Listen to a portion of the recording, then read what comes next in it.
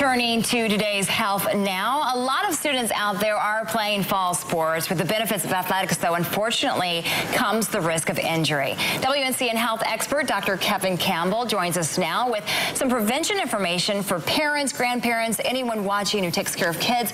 What do we need to know, and how common is it that sports-related injuries in our school-age children occur? You know, there are 30-some-odd million sports-related injuries every single year in kids who are 0 to 19 years of age. Okay.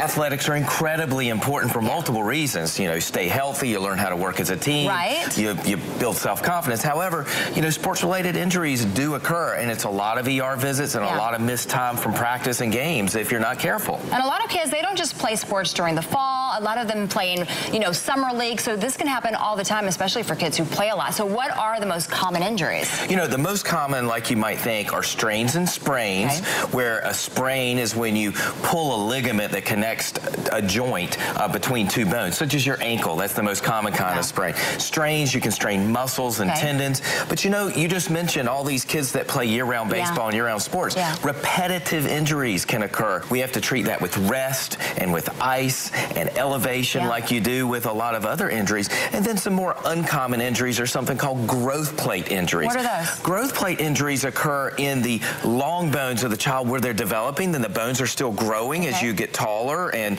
wider and stronger. And when that happens, you need to see an orthopedic surgeon, because that can really impact their growth and development as they go along. So you talked a lot about how we can treat these injuries, but what can parents out there do to actually prevent injury in our young athletes? Well, you know, one of the most important things is have the right equipment, the right gear. And you know, most of the schools are really good at doing that. If you're in recreation leagues, make sure it's a sanctioned recreation league that has all the right equipment.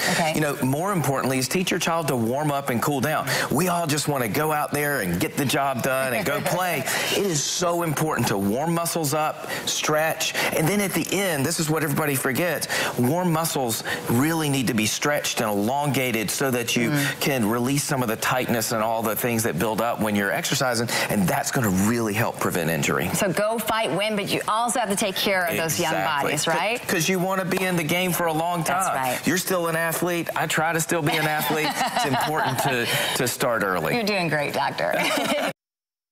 That's right. The key is stretching our old bodies. That's for sure, right? Okay, you can find all of Dr. Campbell's Medical Monday segments on WNCN.com right now. Just click WNCN Today under the News tab. All right, coming up on